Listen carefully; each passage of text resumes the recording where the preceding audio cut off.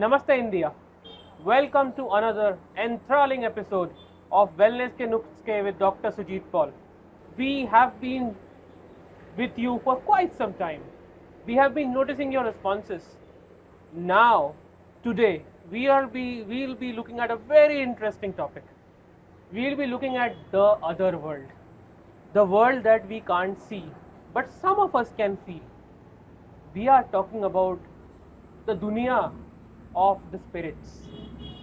And I have Dr. Sujit Paul with me to give us his pulse of wisdom on the spirit world. Sir, to start off the things, what exactly is the spirit world? Okay. Thank you, viewers. Thank you, Arpan. This is an enthralling topic, where I myself have been working for almost now 18, 19 years. People are well connected. Many of you are connected with us on this. Spirit world is the environment that every one of us encounter between the time that the body leaves and the body starts. Now that is the arena that is called a spirit world. It's a journey of the soul, what you can call, but effectively spirit world is somewhere where you have a plethora of spirits, and the arena is typically where you encounter the entire journey without the body. Interesting. So this sounds like some place in the middle of somewhere, or let me say, take the liberty of saying deep blue sea on one side and the cliff on the other side, and looks like spirit world is somewhere in between that. Quite interesting, sir. So one silly question, not really silly, but can we enter the spirit world wantedly, or do we just end up there accidentally? No. Everyone who leaves the body would have to undergo a phase of scenario before the next body comes. And this phase of scenario where you stay, that's the spirit world. So it is not by accident. You and me have to undergo that. There are enough scientific data points and evidences that have captured the data of spirit world. So we have done extensive work on that to see that how the spirit world actually works. So to answer you, it is not by accident, it is not by choice, it is a mandatory platform that you, me and the viewers have to go one day or the other. Interesting, sir. So that means like spirit world, I enter spirit world, let's say by whatever reason. How do we take this for the benefit of our viewers? Is this an achievement to be in the spirit world, or does it have some negative connotations? No, it is not. It's neither positive nor negative, it's neutral. So what happens is that if you see religious books of Gita, if you see Bible, if you see Quran, any religious book, they all talk about the next life. Now, if you understand that moment your body actually leaves, which we call a clinical death. Now, once that clinical death happens, the soul, if you recollect by Gita, you see that the soul is everlasting. So the soul moves off to a place where the soul undergoes its own journey. And it's a very, very fascinating journey. So that journey is what the spirit world is all about. So that is what happens that moment the body gets into a clinical death, then your actual spirit world starts. Interesting. So this seems to be like a different world altogether. Sir, who would ideally be the residents of the spirit world? कौन इनके बाशिंदे कौन होंगे spirit world के? You, me, and all our viewers who have been part of the body, so-called body that we have, they have all undergone spirit world. What happens is that, as what I just now explained, that moment the body gets into a scenario of death, you have to go somewhere. So this somewhere is what your whole learning starts. That's like you are in Montessori, you are in class KG. So there is where your journey starts for your whole learnings. So if you say who are the inhabitants, there is your parents who must be dead, your so-called life of earlier time, your so-called friends who are no more, your so whoever have left the body is part of the spirit world, and it's a journey it's that every one of us have to traverse. So after I leave this body, that's my destination, and when I have finished my learning in that destination, then I take one more body. That's how it happens. So it's a progression of sorts. It's not a progression of thoughts, it's a progression of life. Life. Okay. So every time that we go to a spirit world, you have your own learnings, and after learnings you come back. As you referred to religion, Bhagavad Gita, the Holy Quran, the Holy Bible, the Holy Bhagavad Gita, you just said in the passing that in the spirit world you might encounter yourself. I would like to extrapolate on this concept and build on it. We have read about the concept of multiverse, multiple universes, parallel universes. So is there a probability that I go to spirit world and I see some other version of mine? Like, I think we are delving into the domain of science fiction here. Okay, this is stuff which is legends are made of. Christopher Nolan, Matrix, these kind of movies. So is there a probability that I might meet my own self there? Okay, I will kind of dissect your question and try to explain how it happens. So once a body goes out, and there are enough evidences on whatever I'm stating, the body undergoes a scenario of multiple sense of learnings. Now that's a universe now where you don't have time and space. Time and space operates here where you see 5 minutes, 5 hours, 5 months, etc. But there you don't have time and space. So once you go there, so it's not about religion, it's not about whether you're a Hindu, a Muslim, a Jewish, a Buddhist, a Christian, it's not about that. So once you go there, your entire life gets rewind, and it's like you're seeing a movie there, and you see that screen of what actually went through in your life, and there is where you have the journey. In fact, in the spirit world, we have amazing mentors who are there. That's a fascinating journey that happens, and in that journey, once you finish that entire journey, mind you, I told that time and space does not operate there. What we talk about 5 hours here, it can be 5 million years there. So the time collapses there. So you will have your mentors who would take you through that journey there, and once you are ready, then you come back in a womb, and then you have a birth of yours. Fascinating, very fascinating. So we have been noticing, sir, of late, not just the English movies, even in the Indian movies, they have been briefly touching upon the concept of spirit world. They have been trying to show, obviously, there is some element of, fiction in it. Not all of it is fact. Okay, do you feel that the popular literature in our media is guiding people on this, or do you believe that people need to talk to experts to understand what exactly the spirit world is and how they can understand this better? What's your take on that? Science have been working on this for quite long time. If I have to decode E is equal to mc square, where a mass can give a potential amount of energy, a small mass of uranium, for example, can give a tremendous amount of energy out. Same thing happens in spirit world. So what happens is that specific spirit emancipies, and it gets into a journey by itself. So whatever you see in science fiction is probably a glorified version of what is the reality.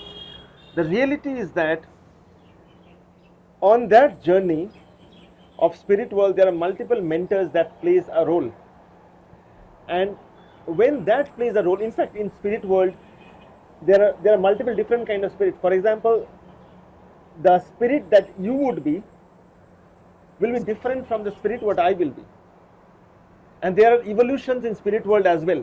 That is the reason, again, if you see Gita, you will see, just for our viewers who are from not in India, for you to understand, Gita is a holy scripture of Hindu mythology. It has spoken about multiple rebirths. Now, that is a part of mythology. But if I connect it with science, you will understand that why we are rebirthing, there is a reason. For example, in your work, if you do a mistake, you redo that work. That's exactly what happens in spirit world. You identify the mistake and come back and redo that. Now that's the journey. That is the reason, when we guide people, we kind of, guide how they should lead their life, how easily they should navigate, etc. So, whilst English movies may touch upon a portion of it, but it's a very, very deep subject that someone needs to work many, many years to even understand and dwell and speak about it. Do you recommend our learned audience here, or the ones who have some interest in this, any particular books or any particular handles where they can get more information on this? Well, while there are books about PLR, past life regression of Dr. Brian Weiss and similar. For spirit world, if anyone wants to know, probably they can refer Newton. But there are very less books on spirit world. In fact, there is a book even of mine called Journey of Awakening that have spoken a lot on spirit world. There are case studies of that. But since this forum is not about publicizing anything, I would not speak much about that. But it's more important that someone needs to understand the 12 of life to kind of understand how they will navigate in the spirit world. Very fascinating. The fact that we are talking about the journey beyond life is something that really touches a raw nerve in all of us, and this is something which I would say, even from the guy on the road to the guy on the topmost story of a building, everyone has some amount of interest in this. Sir, what I understand is it all boils down to good karma and bad karma. Yes. How do I ensure that my journey after life is beautiful, or if not beautiful, at least I do the right? What am I supposed to do to ensure that me, if not my family, at least I as an individual have the correct journey into the spirit world? What am I supposed to do? What my action should be like? I have always recommended that try to be as good a human being possible. If you are good as human being, if you do lot of work that would be good for others, if you try to handhold others and elevate others, if you do the right kind of karma, if you do act that will bring more joy, more peace, more satisfaction, more glory to others, you are doing what you're supposed to do. So definitely, you are close to doing right things, but we keep on getting rebirths. You keep on getting rebirths because of multiple errors that always keeps happening. You go rectify, come back, you go rectify, come back. That's how it happens. But as what I said, do as much of right good things possible, elevate others, ensure that you are not consciously hurting others, you are not kind of doing something that may be detrimental for others, and similar. Try to give more joy to others. Joy is energy, and energy is a constant thing that moves across space.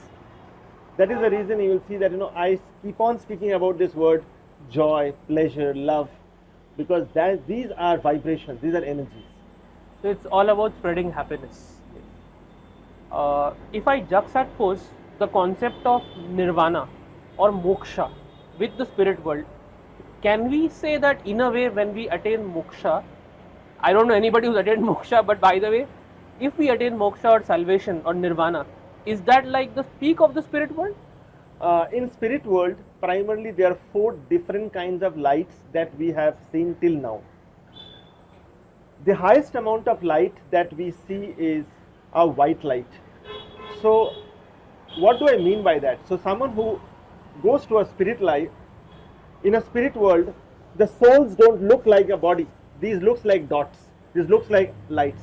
So what happens is that in a near-death experience, if a person have got into a mental death and not a clinical death, and there is a revival back, and when interviews have been done for them, they have explained to see multiple different kinds of lights. These lights are nothing but souls of maybe people who have died, your near and dear ones, etc., etc. So In these souls, there are different kinds of mentors. The highest level of mentor who rarely comes back in the body form are someone who have white kind of light. Now, these are the so-called Nirvana that we talk about. So they are great souls that have lived in the world and had a conscious release of the body. It's not death, it's not suicide.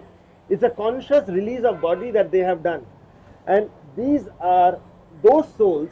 So you have yellow, you have orange, you have blue, you have golden, you have white. So these white lights are the highest form of those matured souls who are also a very high level of guides who may or may not want to come back to earth. These are what we actually call Nirvana. Now these are very rare souls, very rare souls who stays there. So if you connect Nirvana with a high level of mature soul, these are the most mature level of souls. So for example, if you talk of great souls who have walked the earth, they are those souls. So that is how it connects. Continuing in the same vein, sir, you have been a mentor to so many luminaries, so many celebrities. I remember seeing your images with the leading Bollywood actresses and some celebrities of corporate India. What has your experience been on this spirit world mentorship? How do you how does it work with them also? Okay. For the spirit world, we don't usually use the word mentor, we use the word guide. So these are the guides. So what happens is that when you leave the body, usually there are 4 stages post death. Stage 1 to stage 4 is what gets into. So when the soul actually leaves the body, you will see that after death, even in the stage 1 and stage 2, the body is still alive even after a clinical death. Let me give an example. Many of viewers must have seen that a dead body's hair still grow. Many of the viewers have seen that a dead body's nails still grow. So it's a very fascinating journey that, why do you think after death they actually first tie the toes of the feet. So after the 3rd phase, when the soul starts moving, so the soul is there when the soul have left the body, the soul is still seeing you. The soul only thing is that cannot talk like us. Hence you can't see the soul in spite of the soul next to you. So the soul is seeing that the body is there, and the soul have a tremendous effort. The soul puts a tremendous effort to come back to the body. That is the reason you will see that post death there is tremendous amount of sorrow in the home, people cry, etc., etc. I always recommend that post death, first thing you should be happy. And in all my sessions on death, you must have seen that I have always recommended, if your near and dear ones have died, first be happy. Because if you are in a sorrowful state, that sorrowful vibration is what you are passing to the soul, and the soul is feeling sad about it. And this sense of sadness of the soul is actually tormenting the soul. So rather than you doing good to someone who have passed, you are doing more bad to someone who have passed. And this soul is trying tremendously hard to come back to the body, but it's one-way traffic. It cannot come back. And more you are crying, more the soul is sorrowful. So till that time the soul have not yet got a guide. The soul starts getting a guide once it leaves at level 3 and level 4, when the soul starts its journey. Then that is the reason I always recommend that if a body gets into a clinical death, try to do the funeral in the first 4 hours. In today's world, I find that people keeping the body for 10 hours, 12 hours till children come, etc. That's not a good idea for the soul. Moment the funeral happens, you will see there is peace at home. Once people come back, there is peace at home. The crying have stopped, the mourning have stopped, and then is when the soul starts its journey. When the soul starts its journey, first it encounters people whom they know, whom they knew. Now it's like, in a professional world, if someone joins new, they feel little suffocated at the onside, all new environment, new office, new organization, new people. But if the soul knows someone, maybe a friend who have left, maybe his father, his someone, that's the first encounter that the soul gets. Not necessary that that will be the guide for the soul, and then the guide is allotted to the soul. So in that journey, there are, if I have to simplify for the viewers, it's like small classrooms where, depending on your level of intelligence, you have other souls who are also part of that classroom, and then you undergo your own learnings of what you have done in the long years of 50, 70, 80 years of physical life. So there is where your guide is working with you. You would be allotted a guide works with you. Mind you, for a spirit world, there is no hatred, there is no scolding, there is no brutality. It's only love that spreads there, and that is the guide. So we don't call it as mentor, we call it as guide, and this guide takes you through a journey of, what you did well, what you could have done better. Mind you, I repeat the statement, the guide don't humiliate you that this is what you have done wrong. No, the guide trains you what you could have done better.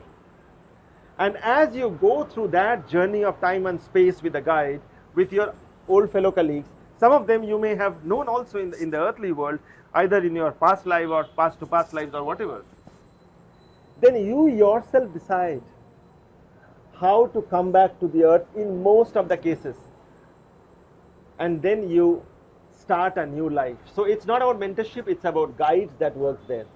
So looks like this journey of learning transcends lives. Now this is something interesting for our viewers. So आप सिर्फ अपने ज़िंदगी में नहीं सीखते हो, आप अपने ज़िंदगी के बाद भी सीख रहे हो. In between lives you are learning.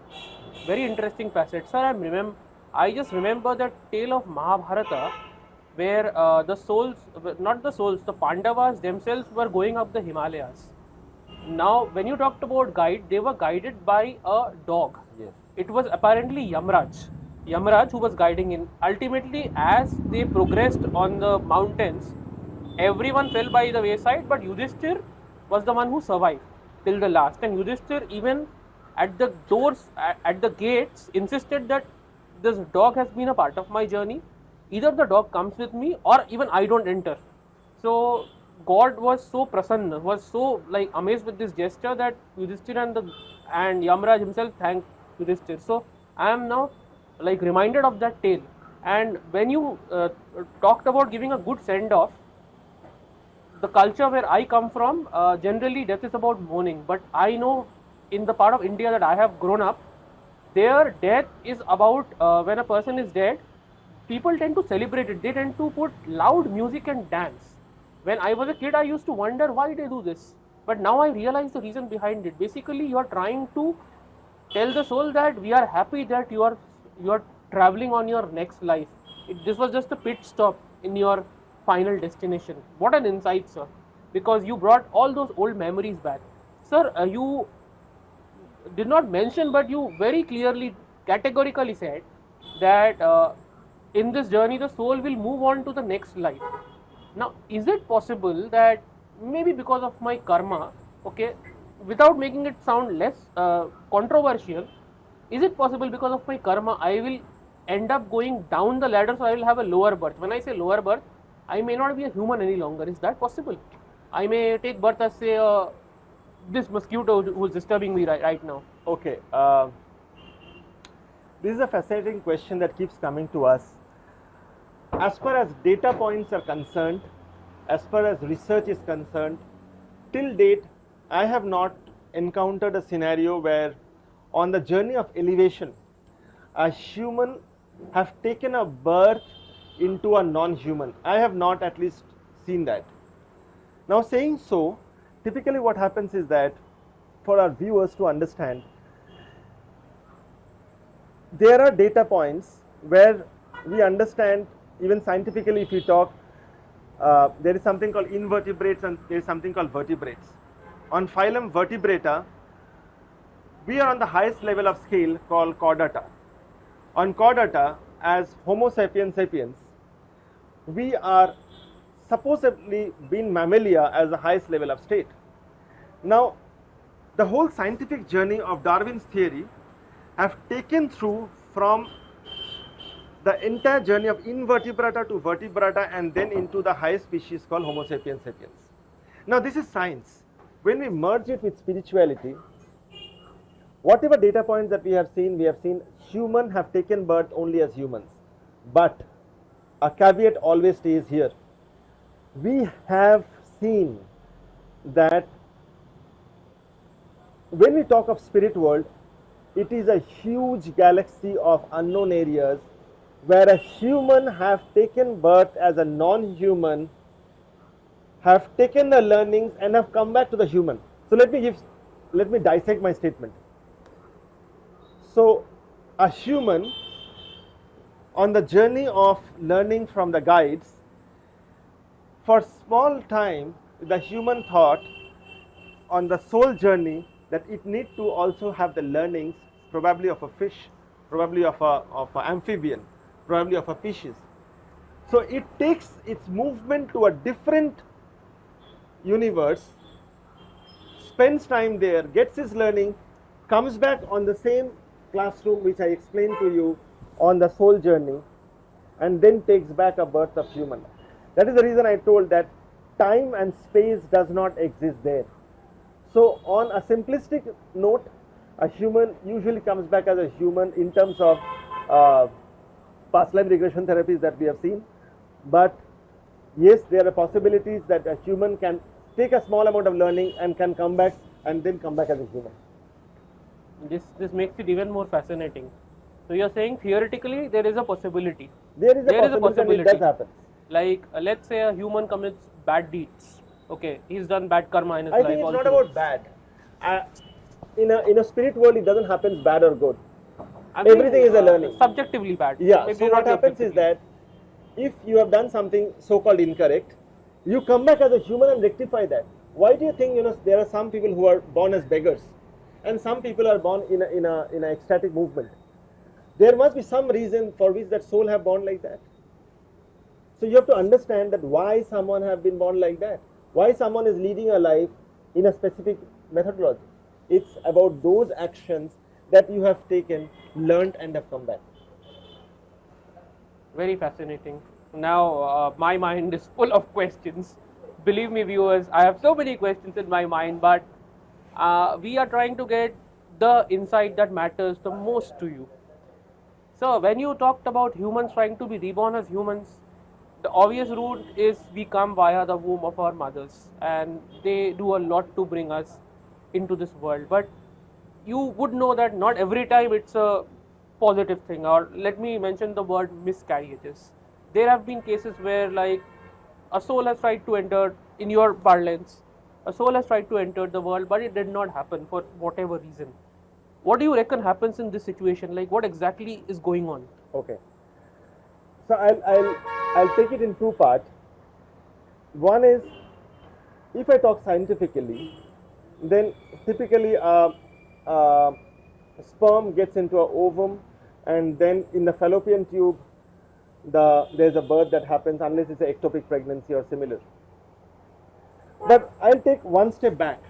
I'll take a scenario first in terms of the portion of sex. So in a portion of sex, what happens is that I always recommend that you should get into a portion of sex where you have good energies flowing. Sex is something where it's like you are putting a charger to a charge point, and if the charge point is faulty, you get those negative vibrations coming into it, and your body also gets screwed up. So it's extremely important that when you do sex, you try to do with a person who have lot of good vibrations, lot of good energies, lot of good positiveness, because both way it works. If you get into a source of interaction with someone who have lot of grief, lot of sadness, lot of negative story inside, so that percolates in the body, and then that percolates in whatever ways. So taking a cue with this and now cutting it into a spiritual world, what happens is that if a soul wants to come back to a womb, and then the soul feels that that's not the right womb for them, then the soul at times retracts back. That's why sometimes clinically you will find that there was no problem with the mother, but there is abortion that happens suddenly. So that soul, if the soul feels that this is not the right parent for them, in the first 3 months or 4 months, the soul retracts back. And when the soul retracts back, then there is a physical death of that embryo that The happens. fetus. Yeah. So it's a journey that is decided by the soul, and then that same soul may take birth into a different parent, or so on and so forth. So at times a soul also does the mistake of entering, and at times after entering the soul realizes that this was a wrong place that I have entered, and the soul retracts back. Interesting. So looks like soul also has a mind, a brain, It a does, heart of yeah, its own. yeah. And as you rightly said that possibly once the soul is going into those classrooms, those chambers, the soul is also being guided. Yes. And is there a possibility that the guide that the soul gets will always be the right guide, or maybe they can take the wrong advice from the guide? No, Is that no, it doesn't happen. okay? They don't take it. First of all, souls don't take advice. Guides don't advise. A good guide only shows you what it is. The soul decides whether it was appropriate or not. A guide is not a tutor. A guide is not a teacher. A guide is someone who will show you, and you will decide whether it's right or wrong. So guide is like for the They will benefit just of my handle you. viewers, That's as simple they are as- like that football coach who will be giving you the instructions. Yes. They will not even give instructions. They'll just They be. will just be by the side of you, and they will navigate you, and you will yourself unfold everything. Wow. This is something which we would like to know, sir.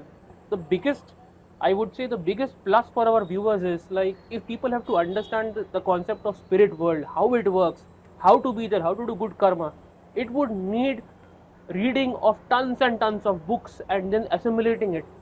We are so privileged that we have you here, and you are telling our viewers the nitty-gritties of the spirit world, how to ensure a good existence, what Nirvana salvation is. We are so privileged that we are having this discussion, and I feel very happy for my viewers that उनको भी इस information से हम वाकिफ कर रहे हैं. तो just for the benefit of my Hindi speaking audience also, just to summarize, it is about good karma. आपको happiness spread करना है. आपको जैसे सर ने बताया, सबको joy देना है, सबको खुशियाँ देनी है. अगर आप खुशियाँ दोगे, अगर आप सबको खुश करोगे अच्छे तरीके से, तो आपको भी वो निर्वाणा के, भले ही आपको निर्वाणा ना मिले, बट आप उसके नज़दीक पहुँचोगे. और this was so enlightening for me also, because this is a topic that personally intrigues me all the time. It is such an experience. I feel the fact that I am here, it's also a life-changing experience for me. And talking about white, I think we have lots of whites here, and I can feel the positive vibes. I can feel the energy already with the whites around me. And I would say I always make a conscious effort of having white around me, but now I understand the logic behind having white. And I request all of you people to be as white as possible, to do as much good as possible. Please do good for your family. Please do good for your children, for the other children, for the poor people, for the disadvantaged people, for the animals. Do good for everyone. And who knows, our spirit world journey will be not just fascinating, and as sir says, we will end up meeting with the right mentor. Sir, it was a pleasure to have you on another episode of Wellness Ke Nuskhe with Dr. Sujit Paul. We look forward to such intriguing discussion as we move forward.